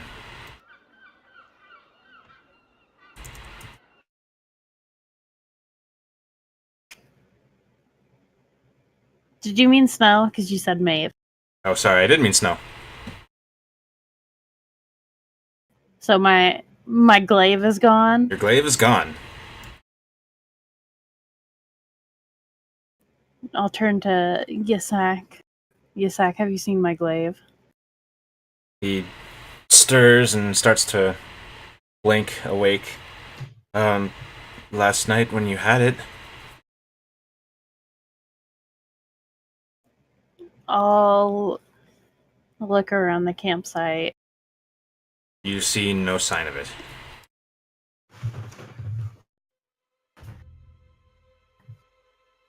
Is Ignacio awake? At this point, everyone's sort of rousing. Morning. Ignacio, what did you do with it? With what? My glaive. Oh, I was thinking much worse than that. Your glaive.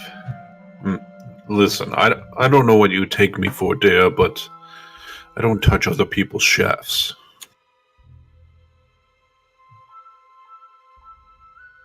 One second. You alright? Okay. Proceed. Then where is it? I don't know. Maeve, It's always attached to you. Maeve taps your shoulder, Snow, and she points into the tree line. And she says, I'm not gonna be able to do her accent, dang it. Cowboy. Y'all. Y'all. Can't summon a southern accent for some reason.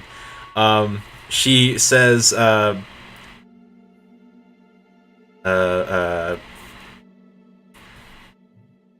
she says, in the middle of the night.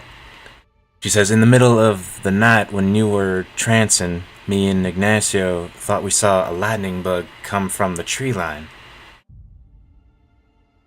And she's looking at the tree line again, and she says, for some reason I sort of recognize it. Can you see it, Snow? And she kind of gestures in a direction. I will look over there.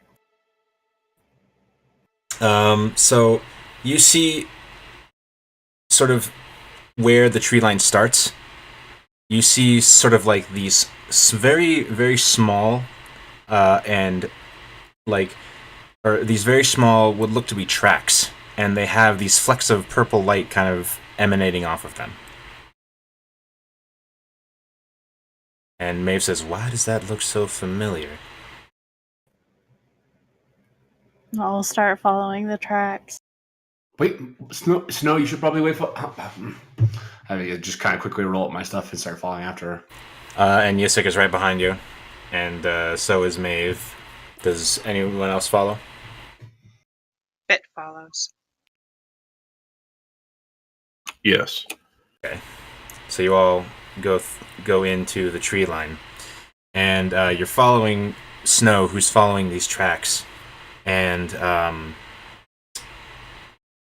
they sort of lead further in, and you look around and you start to notice that the greenery is sort of turning into a purplery, and the small tracks lead to a glade of violet roses and trees with lavender leaves. And there's a table in the middle of this glade, this little mini clearing, and you see planted in the ground right next to it is your glaive, plain as day. In the middle of all these flowers? Like next to the table, and you see a few seats around the table, and a small, very fey-looking creature sitting at the table. And he sees you coming in. I need to change the music. Give me a second to set the scene properly. Windows 7 Stream Deck. I need to go back in time.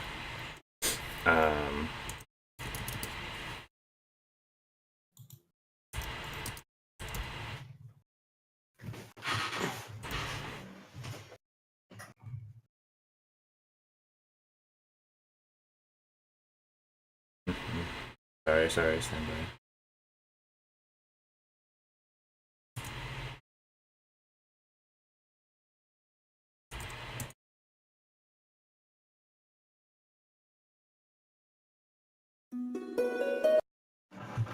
Okay.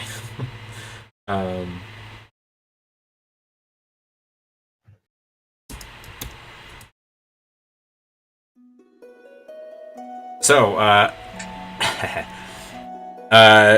Maeve kind of has this light of recognition in her face. And the creature sitting at the table says, Oh, I'm terribly sorry. This flagpole is yours? Please, have a seat. I'm just about to pour tea. Am I familiar with any of the flowers around me? Do they look indigenous to this region? Not at all. They look... Anybody recognize this creature? Maeve says, We're in the Fae. We just went through a Fae crossing. Oh, interesting. I get to try my new language then. I haven't had a chance to practice this very much as I begin speaking in broken Sylvan to the creature, asking, perchance, what is your name?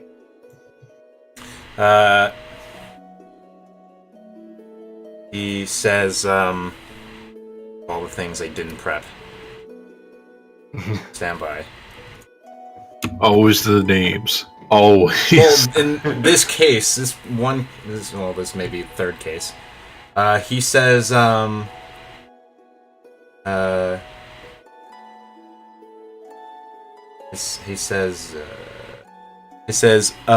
my name is, Schneeg. Good, well met, Schneeg. Am I pronouncing that correctly? I haven't spoken Sylvan in perhaps 3 decades. Oh, you are? Oh, wonderful. What exactly has brought us here? We were just walking and ended up in your lovely garden or area. He says, oh, well, I sort of brought you here. You see, you all look so interesting, and I just wanted to have a small little tea party with all of you. That's very kind of you, but I should say that perhaps getting that flagpole was probably the worst way of getting our attention. Oh, I'm sorry, it was just so pretty. You can have it back. I say over to Snow in common.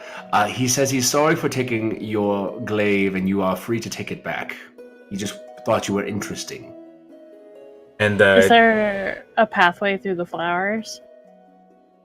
What do you mean? Like up to the table? Oh, yeah. Alright, I'll walk up to it. Does it look any different? No. And when you touch it, this familiar feeling this is clearly ice. Alright, I'll strap it to my back. And he looks up at you, and then he looks over to Chaticus, and he says, well, stay for just a few minutes. I wish to just hear of what is going on in your realm. And he sets out a couple of mugs, and he starts pouring tea. We are in a bit of a hurry, so we can only stay for a little bit of time. He says, oh, that's fine. I kind of walk over to the table and take a seat. He pours you, or yeah, he nudges the tea toward you, and he looks up at the rest of you. Well, you guys are speaking a different language, aren't you? And he says in common, I've invited you all for a small, just a small little tea party here. I just want to hear of some of your adventures. I don't get out much.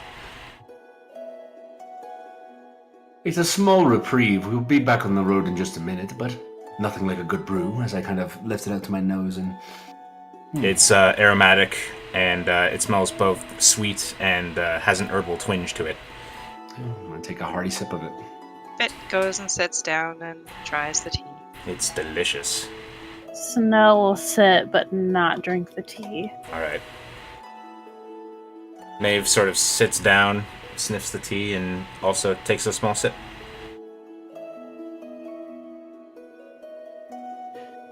And see, he starts to ask, like, what's going on in the material plane, essentially.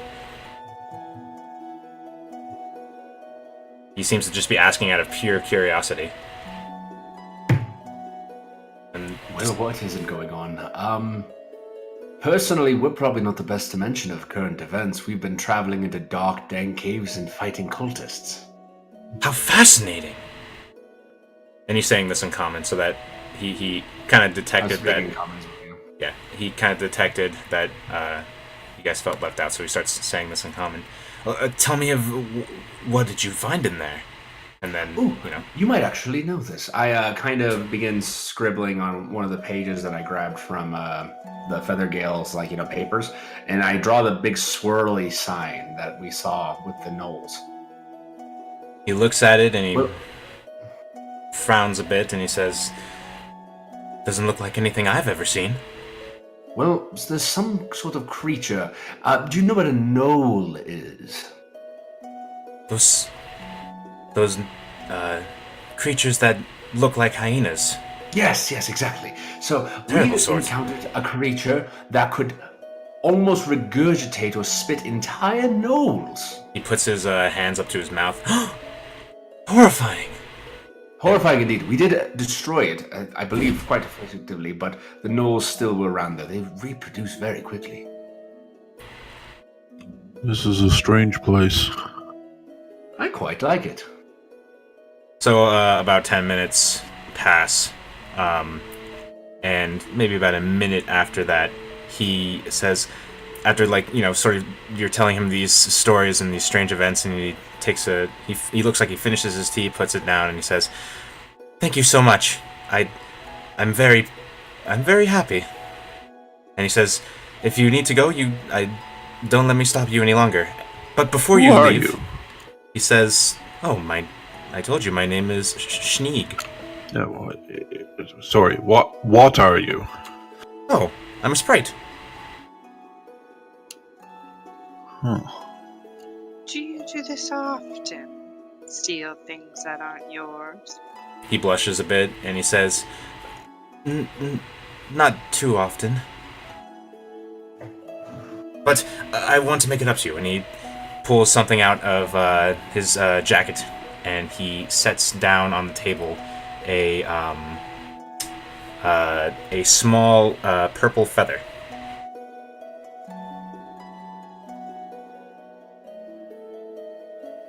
He sets it down right in front of Chaticus. What exactly is it? As It's- I kind of grab the feather and look it over. You grab the feather and you can tell that innately it's magical. And he says, "Well, if you ever have need, which you'd be surprised when you would, if you plant that feather into the ground, it'll grow a mighty tree in but minutes." Does the tree produce fruit, or is it just for, the beauty of the tree? For the beauty, or perhaps the wood. The wood has a certain gossamer finish to it if you treat it right. It's a very nice and thoughtful gift. Thank you very much, Schnee. He says, "Oh, you're welcome, and if you ever need my help with anything, if you think that I can help you," he kind of squints, sort of maybe wondering why he said that. "You can find me through here." So are we in a different realm right now? Maeve says, "We're in the Feywild." It's next. And you can always get through here? Just He's, walk into the forest and poof into the Feywild. "Well, only if I will it," says Schneeg. Are you the only denizen of this section, of this plane, of whatever? He says, "Oh, well, I carved out my own little spot in this forest. I wouldn't go beyond the glade here. You might get lost." Oh, dangerous things here in the Feywild? Well, not just that, but if you get lost, you might not ever find your way back here. Interesting. Are there other creatures here, like you, or perhaps more, There are other probably- sprites. Is there anything other than sprites? Oh. And he starts to list off different denizens of the Feywild, actual fairies and elves, and he gestures to Maeve. I'm gonna take out a quill and start writing this stuff down. And he gestures to Maeve and he says, her kind are here too.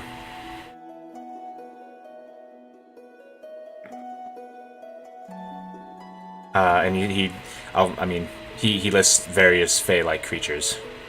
And I'll get with you if you are very curious, Justin.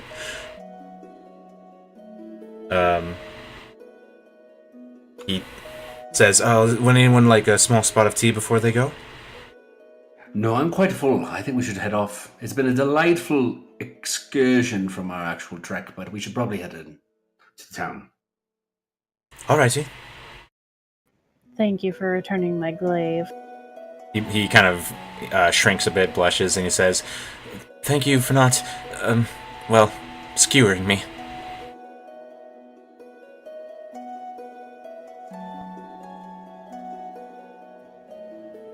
I'll get up and start walking out of the glade the way that we came.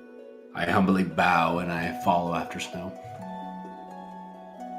Alright, so you guys start making your way out, and you follow the way you came, and the purple starts to recede to green, and find yourself back on the road.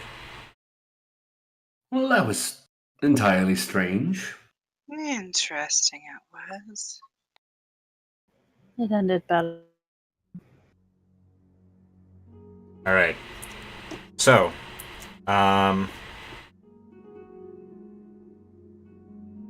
here's just to kind of see where we're going with the game. So we're gonna be back in 4th Stride in a second. I think we are Sans kitties tonight. So after the next beat that I want to hit, we'll stop and then we'll move on. We'll let it lie until we start Primordial Harmony again after Cinna's game. So Okay. the day passes that you know of, and you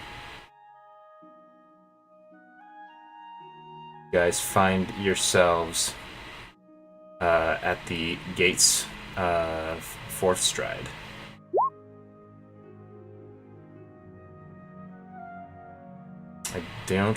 I just don't know. So you guys find yourselves, it is the eve, you find that it is actually the eve of the day when you guys arrive back at 4th Stride. So I'm going to... Time really flew today. It's already dark. Well, I mean, maybe we were... Well, the road usually isn't that long. That's strange. It's not like, some odd day where, the sun goes down earlier, is it? Maeve gets a concerned look on her face. And she's... You're the nature man. Well, nature is different than entire astrology. Or astronomy, or whatever they call that ridiculous shit. Uh-huh.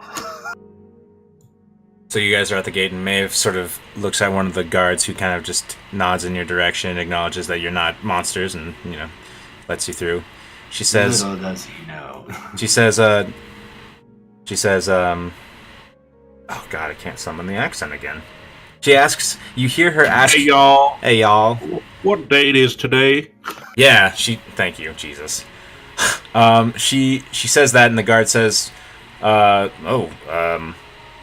it's the night of the 11th of Kythorn. What in tarnation? And Maeve kind of looks at the party and she says, "Oh, I was afraid of that. We seem to have missed a few days. The Feywild can... The time is different there." Oh, well, we should probably get to Gordon fast then. I told him we'd be there in a day or two. It's been a little longer than I anticipated. Alright. So, oops. What? Okay. Okay, so, what are your guys... is everyone heading to Gordon? I think so. Okay. So, it is late in the day. It's like sundown. So, here's where things are going to get a little tricky. So, this is as excavators are starting to go down, or are looking in the woods for the location of the crypt, the source of the miasma. So, I don't need that X there. Why is that there? Go away. I deleted it. Okay.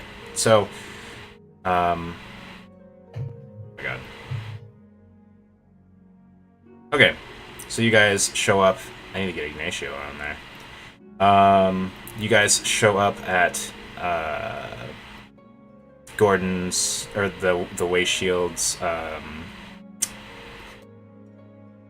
headquarters. Oh, I'm gonna move some tokens. Signify where everyone is, so that we don't get too confused.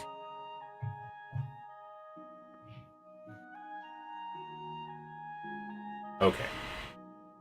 And then I'm gonna adjust the stream real quick.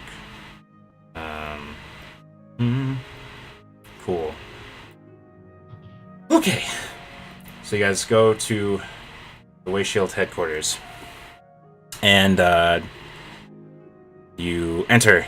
You see the receptionist, young boy, and he stands up and recognizes you immediately, and he says, "Oh, well, welcome back. Should I get Gordon for you?" That would be helpful, yes.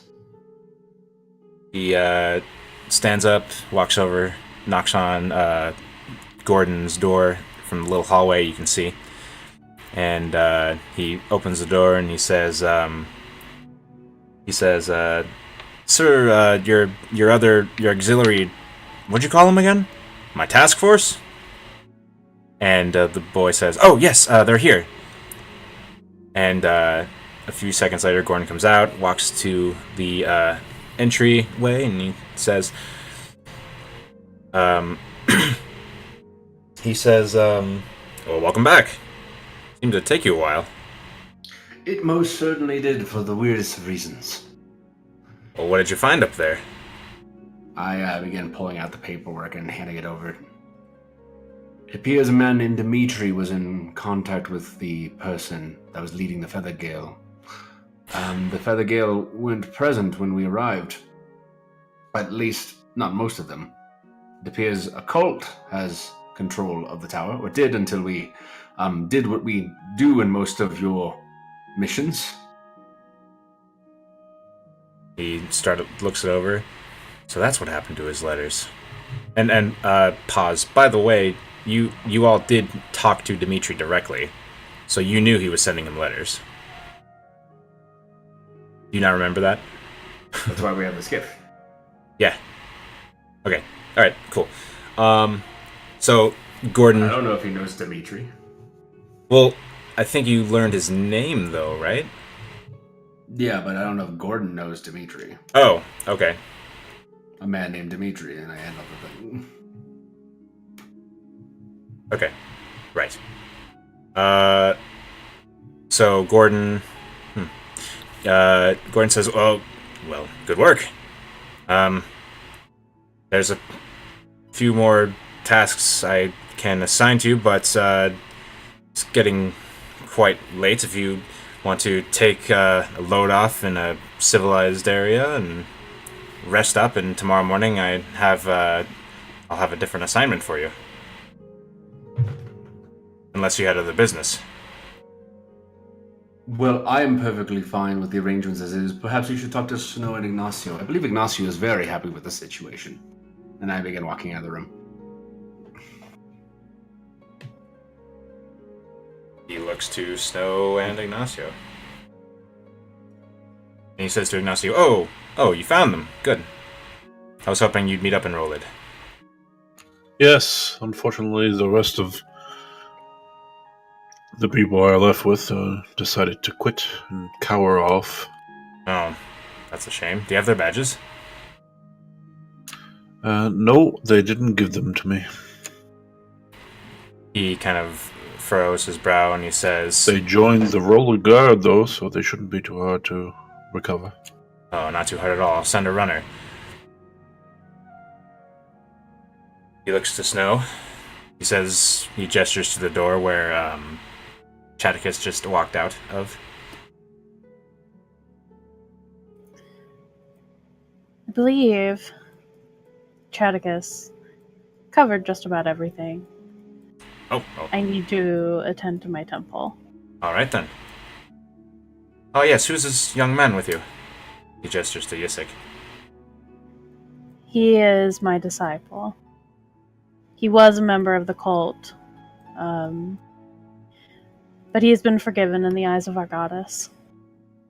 He kind of he kind of furrows his brow and he says, "So he's okay? You okay, young man?" And Yisak says, "I regret." He says, "I regret. I really regret joining up with them." And Gordon walks up, pats his shoulder, maybe a little harder than necessary, and says, "Good man, listen to your mentor or teacher." Priestess, but thank Priestess, you, Gordon. of course. And he walks, he takes a couple steps back out of respect. He says, well, I'll be here in the morning. So, I suggest all of you get a good night's rest, and we'll deliberate on what your next actions can be. He says, another group that is also doing good by the region is back in town, so perhaps you can meet with them and compare notes. Yeah, that sounds very fun. Was that Priestess Snow.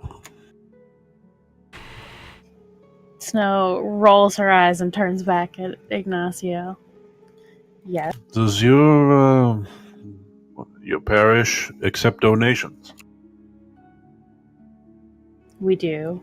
Oh, well, how about I take you out for dinner? No. And Snow walks out with Yisak. Turning down a donation, I see.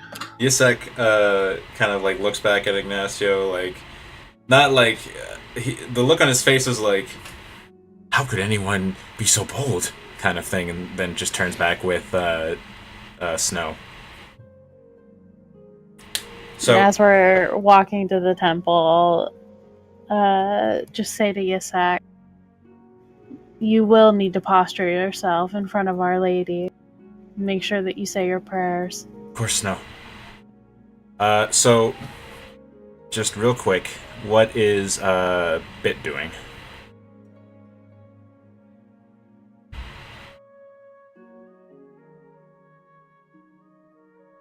Ask Chaticus where he's staying the night. Oh, I'll probably be at my cottage just on the outskirts of town. Did you want to come over? I was going to arrange some dinner. I was just gonna stay at a hotel. I'm sure I have a spare bedroom I could make arrange for you. It's a little dusty, but perfectly useful. That would be most kind of you. Yes, come. And I gotta lead her to my little out-of-town cottage. Okay. There are quite a few homes on the outskirts. What is Ignacio gonna do? Well, I would ask Maeve if she wanted to go drink, but Kitty's isn't here, so... To turn you down. I don't think she'd turn you down. That's true. You can resolve that later. But if What's his backup plan? Were she too? I mean, he's gonna slink off to his favorite spot. Gotcha. Okay. Snow. Yes. So, you return to the temple. And The music bot dies. the music bot lives. Alright, you return to the temple. And, you see, sort of sitting behind, or not behind, sitting in one of the small pews. You walk into the temple, and sitting in one of the small pews is Theodoric, and he's sort of just, his knees are clasped, or his knees are like tight together, and he's in prayer, and he looks like he's shaking. I will walk up to him slowly. I don't want to scare him or anything. Mm-hmm. He doesn't seem to notice you. He's facing away from you. Unless, well, depends. How do you enter the temple? Just walk down the center. I'm not being like sneaky or anything, so. Well, I mean, And the doors. What I mean is, do you want him to be facing you or facing away? He's probably facing the altar. Alright. So away from me. Okay. So And I'll he doesn't notice go up you. behind him. He doesn't seem to notice you. I'll put a hand lightly on his shoulder.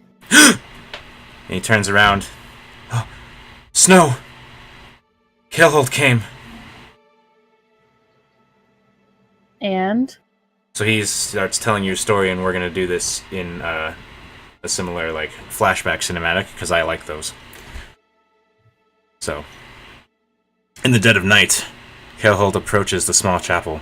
He uses a shard of ice to break open the lock as the door slams open. Theodoric is startled awake. Kalehold! Stay back! Earl protects me! Kalehold approaches Theo, picks him up by the throat. Theo breathes quickly, his eyes wide, his breath condenses in the frigid air of the chapel, while Kaleholt does not. Kaleholt's grip tightens, and a front of frost begins to form on Theodoric's neck. Theo struggles mightily. You won't get away with this. Kaleholt's face sours. I think you're correct, Theo. How lucky of you. He tosses him onto a pew. Ugh! I was planning on leaving a written letter, but you can deliver the message. Tell the elf that if she wants to engage me, she can find me along the cliffs south of Rolid. But be warned, my ice rivals that of the Frostfell. Your impotent deity is but a passing season. He turns and starts to leave, and he says, I expect snow to be fun. Kalehold then wraps himself up in a sheet of sleet and walks out the door, silent as the seeping chill. Theodoric finishes his story looking you in the eyes, Snow.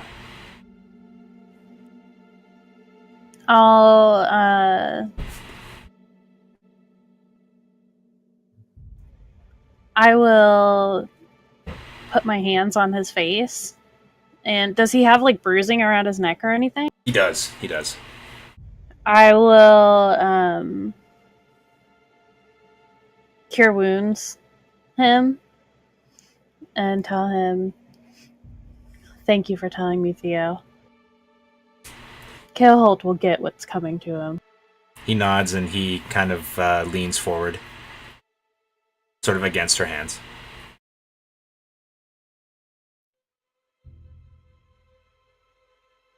And, half hour's not enough time to do other things I wanted to do, so I think that's where we'll end tonight.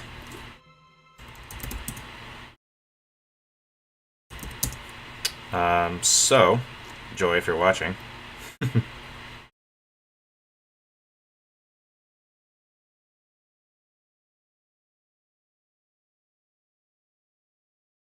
do the big ol' group meeting the next time we meet. We will continue next week, but it's going to be a different game. Dun, Oh dun, god, that's dun. next week. That's next week. Are you ready? I can be. Well, I need a break from DMing, so you will be. Yes, I will be. Thank you. Good night, anyone who's watching this. Night, Yeah, Joy. good night. Night. Bye, Joy. Bye, Joy.